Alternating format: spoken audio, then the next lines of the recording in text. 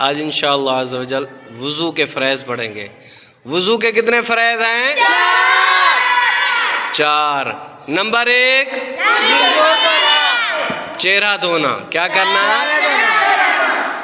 पिशानी के बालों से लेके थोड़ी के नीचे तक, एक कान किलो से दूसरे कान किलो तक, ये सारा चेहरा धोना क्या है? फर्ज है। शाबाश। नंबर 2 हाँ, दोनों हाथ कोहनियों समेत धोना।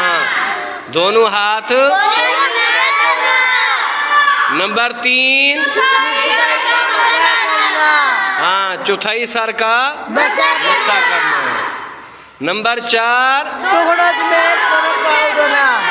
हाँ, दोनों पाँव टखनों समेत धोना। शाबाश, वेरी गुड। चल अब बताओ। नंबर 1 सारा चेहरा धोना।